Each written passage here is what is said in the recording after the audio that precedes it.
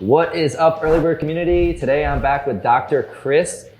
Every day we get tons of reviews, and some of my favorite ones are from nurses and doctors and surgeons, everybody in the medical field. So we brought Dr. Chris on to actually talk with him more specifically about the ingredients and whatnot.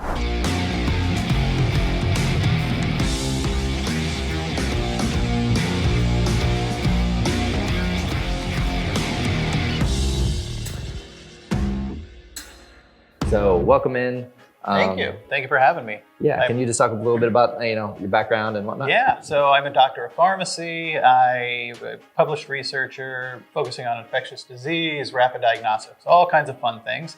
And I also design products like this. I did not design this one. I was just brought on to review how well they did, and they knocked it out of the park. Awesome. One quick question is, just out of curiosity, how much does it cost to become a doctor? Too much. That's it, yeah. More than you'll be able to pay back over 4 to 8 years after you're out of school. Gotcha, that's what I figured. Yeah, everybody thinks doctors just make a killing. Nope, it's all student loan debt. Gotcha. So yeah, we created, the EarlyBird Morning Cocktail kind of be a cheat code to waking up early. So I was wondering if you could explain just why is waking up in the morning so freaking hard?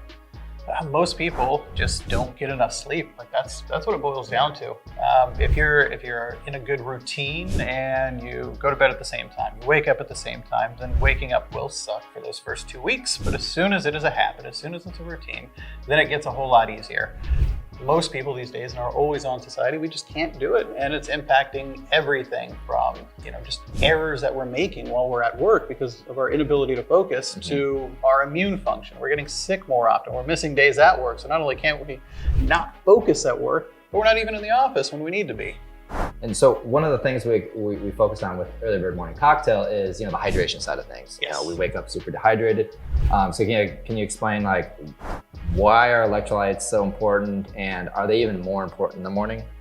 Yeah, so what's happening is it takes a very small amount of weight loss due to water loss to start impacting your cognitive function. It's pretty well researched, typically in the military. A lot of the stuff came out of the UK, and then the US started looking at it, and we realized that people were just making errors. They just weren't able to function at that peak level that we wanted, right? It is going to be bad in the morning because what's happening while you're sleeping? Are you drinking? Do you have any water going into your system? No, but it is still needed for all the metabolic processes that are going on. So we wake up partially dehydrated. Gotcha, awesome.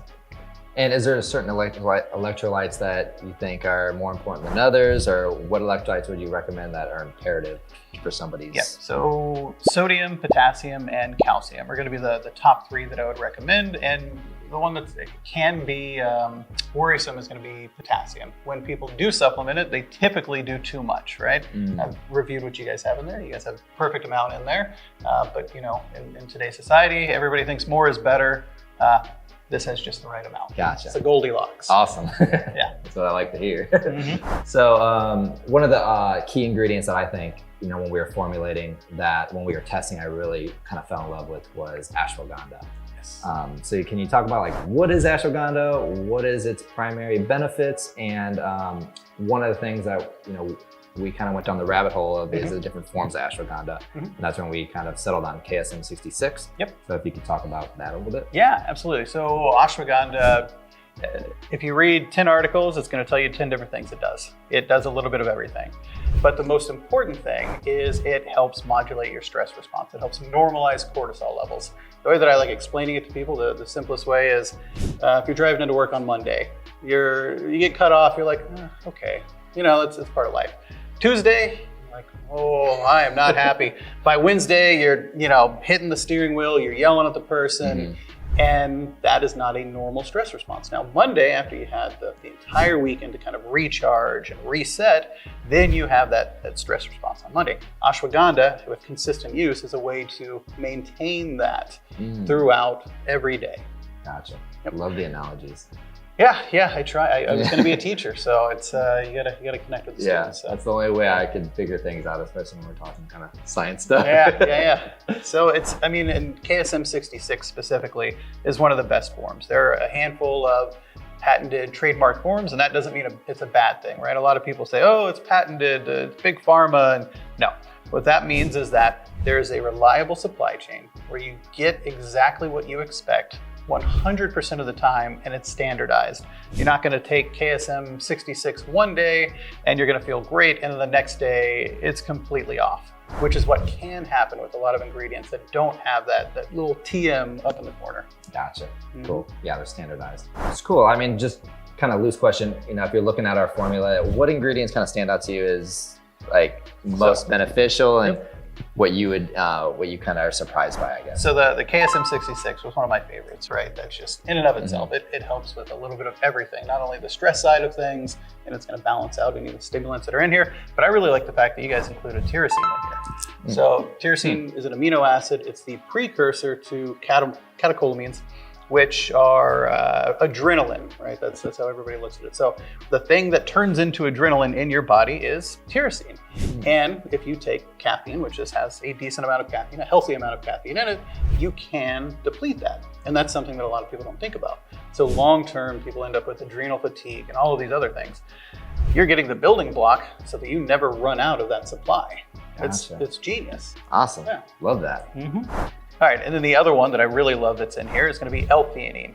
So L-theanine it comes from tea, it's natural, and this is one that actually had to go through the full GRAS process. And for anybody who doesn't know, it's the FDA's way of approving but not approving supplements.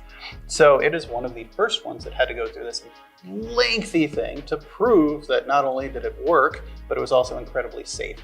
So I love theanine as an ingredient. And what it does is it doesn't relax you like a normal sedative or anything like that. It gets in, you have a gas pedal in your brain, and it just gets under the gas pedal so that you can't push it all the way down to the floor. So when you should be just jittery or something like that, you're just, if you have to, let's say you drank 5 of these, you're going to be a little jittery. Yeah. Anybody is. Yeah. But the theanine is going to be in there to help balance it out and keep, a steady hand and not make you as anxious. So for people that are even, that are watching this that never have been able to take caffeine because of the jitters and the side effects, if they combine it with L-theanine, that might be an option for them. It could be an option. That could be the thing that allows them to enjoy caffeine like the other 50% of the world. Gotcha. Awesome. So I guess, what's your just overall opinion on coffee versus energy drinks versus the morning cocktail? So I have an unpopular opinion. I'm not a big fan of coffee. I really am not, because it's not consistent. One cup of coffee is supposed to have 90 milligrams of caffeine. Then the next one that I get might have 150. The one after that might have 200. So I'm not a fan. I do like vanilla chai lattes. They're delicious, especially when it's cold outside. I like a warm one, but that's pretty much where I draw the line. Energy drinks, I don't. Can we say names? No, you can say names. Okay. Yeah, for sure. Call them out. Oh, so Bang is the absolute worst. They're in a bit of trouble now as well. But Bang Energy, I tried one when I was studying for bone marrow transplant for oncology, and I was seeing white. Like in the corners of my eyes. It was too much caffeine in something that tasted like candy. So they got the taste down. They overdid it though. Something like that, a horrible experience. So I avoided caffeine for a very long time until I started just taking it in capsule form. Caffeine with theanine to help balance it out. Now I've tried this. Again, I didn't design this. I had no input on any of the formula. I've tried this and I drink it most mornings now. It tastes delicious. So it tastes better than coffee. It has a similar function, but it's improved on traditional coffee. So I'm a fan, plus the hydration piece. Awesome, appreciate that. Awesome. If you want to check out the EarlyBird Morning Cocktail right now, if you join today, you can get a 45 serving tub, our cocktail shaker cup for free shipping, and our ebook, the EarlyBird Morning Routine, also free. So yeah, go to clubearlybird.com or click the link below. Peace. I also love the orange. When you wake up in the morning, you're super dehydrated. You lose over a pound of water overnight. This makes it super hard to wake up in the morning. We've always wanted that ability to easily wake up early and get shit done. The EarlyBird Morning Cocktail is your secret to waking up early and being ultra productive, setting you up for a kick-ass day.